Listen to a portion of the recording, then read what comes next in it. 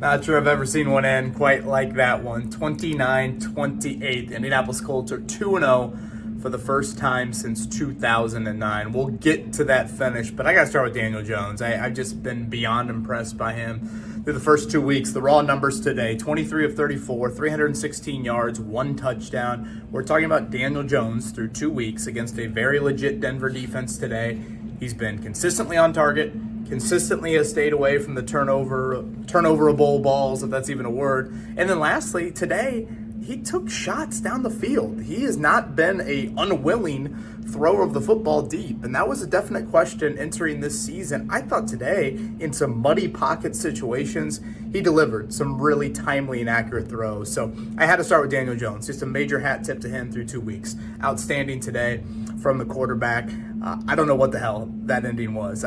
7 of 8 play calls there were runs. It seemed like all of a sudden Shane Steichen totally took the ball out of Daniel Jones's hands when I thought a bootleg or something there, could have helped you get into more manageable Spencer Schrader field goal range. But say thank you for the gift and, apologize later, I guess. That one came from the heavens on the old leverage penalty. Again, Spencer Schrader before that attempt, or I guess that attempt won't go down in the books, but he had never attempted one from past 45 yards in his NFL career. Now he's got a fine leg, we see that in practice, but still settling for what would have been a 58-yarder. Shane Steichen said afterwards he was nervous about the kickoff, and the explanation made little logic, frankly, sense to me. And again, the 58-yarder before Taylor lost the 2 yards there. So what a gift from that penalty. And I guess let's move on to penalties. Just a crazy day for flags. Very un-Colts-like. 11 of them. That would have been a season high last year. Hell, you had one on Steichen. You had a couple on the kickoffs there. One on the receiving team, one on the kickoff team. Obviously, Xavier Howard had a million penalties